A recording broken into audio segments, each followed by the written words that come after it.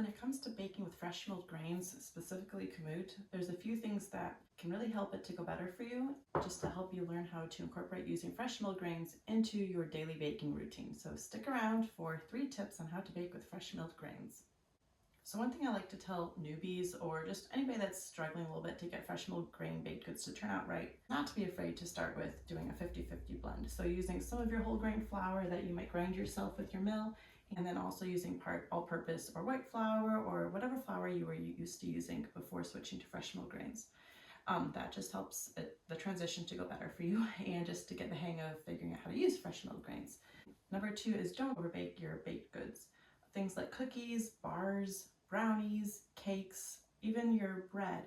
Don't overbake them because the fresh milled grains, they tend to be more dense. They will dry out easier and faster than your traditional white flour baked goods will, so don't overbake them.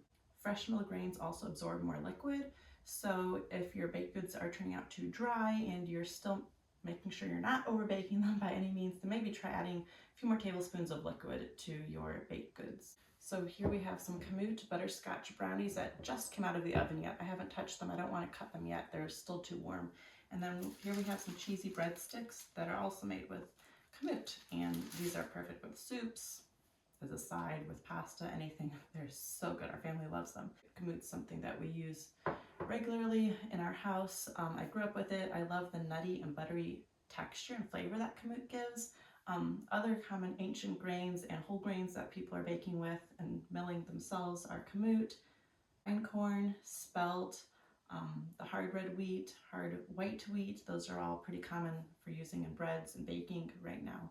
Number 3 is autolyze when you're making bread.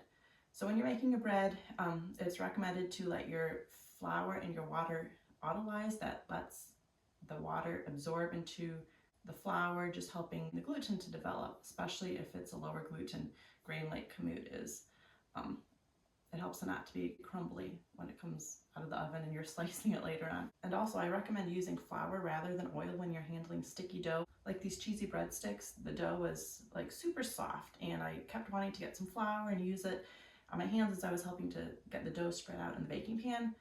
Flour is not that great to use because the dough will absorb that flour and it will create a more dense product and a more dried out product too. Just oil your hands lightly, spread your dough, your pizza crust, your bread dough that you're working with. If you're making dinner rolls, grease your hands, don't use flour. So I hope that these tips will help you, give you some encouragement and a boost as you get more motivated and experienced with baking with fresh milled grains. So please like and subscribe this video, and thanks for watching.